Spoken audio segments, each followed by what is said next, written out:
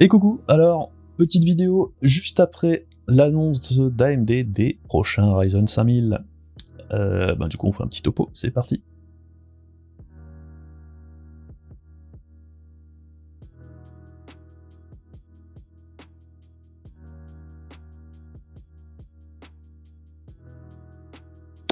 Alors on va essayer de faire assez vite les Ryzen série 5000, les nouveautés, 19% d'amélioration sur l'IPC, donc les instructions par cycle, ce qui fait que AMD est officiellement devant sur tous les tableaux, que ce soit au niveau du gaming, de l'applicatif en monocore et en multicore.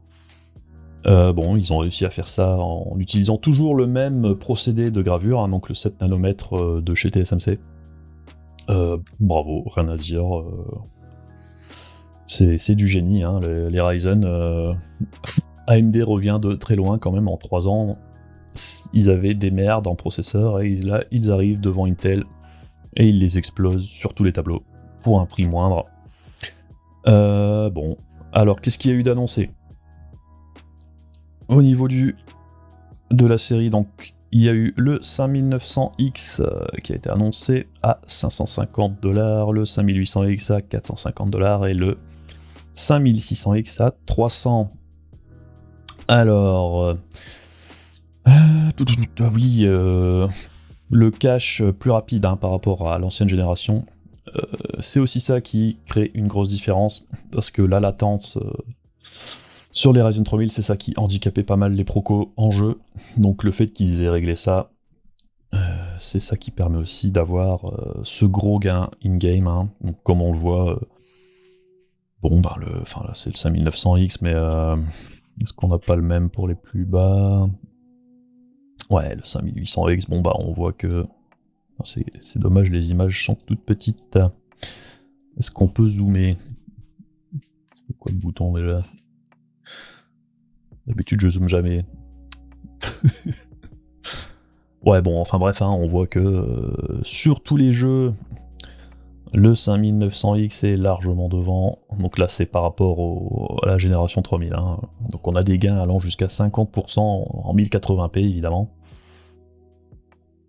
Et au niveau applicatif, on a aussi une bonne poussée en avant.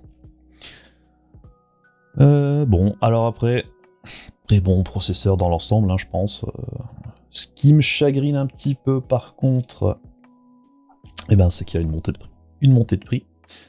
50$ dans l'ensemble sur chaque modèle, et aussi, ce qui me déçoit beaucoup, c'est qu'il n'y a pas de 5700 ou de 5700X qui était la bonne affaire sur la génération précédente, qui était un 8 core 16 threads moins cher que le 5800X.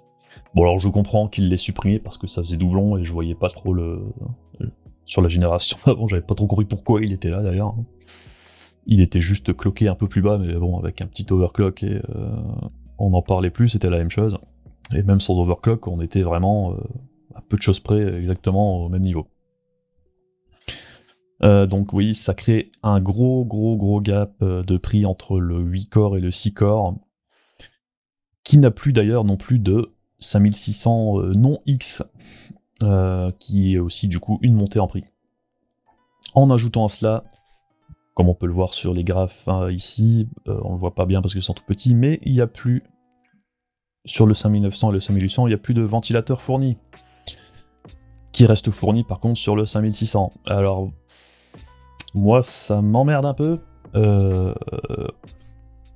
Alors bon, perso, moi je l'utilise pas, il est toujours dans sa boîte derrière, mon ventirad de mon 3900X, mais c'était bien d'avoir l'option. Si par exemple on commandait sa machine et qu'on recevait pas son cooler direct, on pouvait l'utiliser. Si on devait changer son I/O parce qu'il tombe en panne, ou si on voulait changer de ventirad ou quoi, ça dépannait. C'était cool de l'avoir. Là c'est un peu dommage, parce que on a une montée de prix brut, et en plus on nous enlève le ventirad intégré. Ça fait mal au cul. Alors après ils sont devant sur tous les tableaux, je comprends qu'il y ait une hausse de prix, c'est normal. Ils peuvent se le permettre parce qu'ils sont les premiers en perf sur tous les tableaux et il n'y a pas de concurrence. Il n'y a pas de concurrence. Donc Intel ne pourra que baisser les prix pour le moment, jusqu'à ce qu'ils puissent peut-être sortir quelque chose d'aussi puissant que AMD. Donc voilà. Donc ouais, hein, donc tous ces processeurs-là seront dispo le 5 novembre. Et le 5950X, donc le 16 core, hein, sera aussi là le 5 novembre à 800$. Pour ceux qui ont l'argent et l'utilité, hein, évidemment, si vous faites que du gaming, intérêt limité, le 16 core, c'est vraiment pour ceux qui font beaucoup de vidéos et de trucs du genre. C'est-à-dire pas moi. J'en fais pas assez pour rentabiliser ça. Mais bon, c'est vrai que le 12 core, déjà, en encodage et tout, c'est un petit monstre, donc ouais. Là, ce sera encore plus. Ce qui était intéressant aussi, du coup, c'est qu'AMD nous a teasé, hop, je vous le mets là, les perfs d'une RX 6000. Donc, est-ce que c'est la plus grosse carte? Sûrement. Bon, ce qu'on peut voir, c'est qu'en 4K, donc AMD nous annonce 61 FPS sur Borderlands 3, 88 FPS sur Call of Duty Modern Warfare et 73 sur Gears of War 5.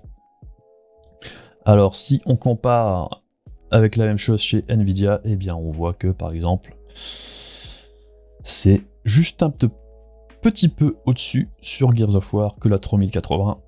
Et pour Borderlands 3, c'est le même niveau de performance que la 3080. Et donc, c'est grosso modo ce qu'on pressentait jusqu'ici pour les cartes AMD, ben, c'est qu'elles seraient compétitives avec les 3080. Bon, perso, j'y croyais pas trop pour les 3090, mais déjà, le fait qu'AMD rattrape les 3080, tout en sachant que les 3090 sont pas si loin devant que ça, c'est quand même hyper impressionnant et prometteur, encore une fois. Si AMD arrive avec du stock au mois de novembre, ça peut faire mal à Nvidia, hein, surtout si les cartes consomment beaucoup moins d'énergie, ce qui serait très certainement le cas. Ça pourrait faire passer l'archi Nvidia pour un gouffre énergétique, hein, c'est ce que c'est d'ailleurs. Donc oui, très prometteur.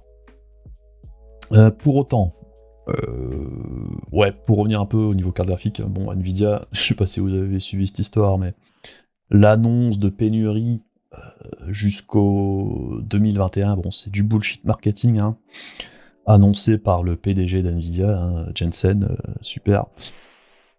Tombez pas dans le panneau, hein, c'est uniquement pour vous faire acheter des cartes à prix d'or, avec la fausse pénurie orchestrée. Hein. Nvidia veut vendre ses cartes plus chères. Des Founder Edition, il n'y en aura quasiment plus, donc les 3080 à 720 balles, on s'assoit dessus pour le moment, je pense. Par contre, hein, du coup, si AMD arrive avec des cartes aussi puissantes et en nombre, on pourrait s'attendre à voir, comme par magie, beaucoup de 3080 arriver sur le marché, je pense. Donc, la fausse pénurie, faut pas tomber dans le panneau, c'est du bullshit. Je pense que bon, soyez malins et attendez l'annonce et la sortie des cartes d'AMD qui, là pour le coup, seront compétitives, ce qui n'avait pas été le cas depuis très très longtemps. J'espère qu'ils feront fort aussi sur les prix et qu'ils bousculeront un peu tout ça pour qu'Nvidia arrête de se foutre de notre gueule. Ce serait absolument excellent pour tout le monde.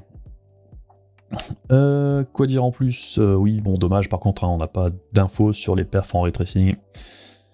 Je présume que c'est pas là-dessus que ça brillera, donc forcément, on garde ça pour plus tard. On peut se tromper, mais déjà, le petit aperçu est encourageant. Donc voilà ce qu'on pouvait dire pour les prochains procos AMD et un petit aperçu des perfs des prochaines Radeon. Donc bon, des bons produits dans l'ensemble, un peu dommage que les prix grimpent et qu'il n'y a pas d'alternative sur certaines gammes. Hein. Moi, j'aurais bien aimé un 5700, là du coup j'hésite, je verrai bien. Soit attendre un petit peu qu'ils élargissent la gamme ou qu'il y ait une petite baisse de prix sur la durée, ce qui est totalement possible, hein, ça arrive assez régulièrement.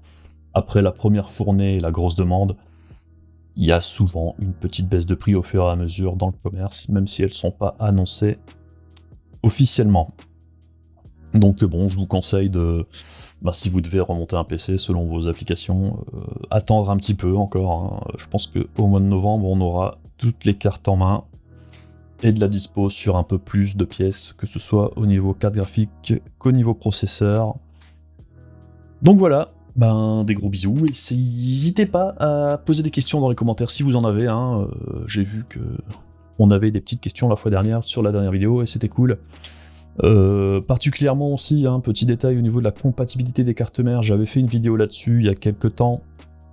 Les infos sont toujours là, si vous avez du 370 ou du 350, ou du 470 et du 450 au niveau du chipset, allez voir ça si vous avez des questions, ça y répondra. Bonne soirée, à la prochaine, salut salut.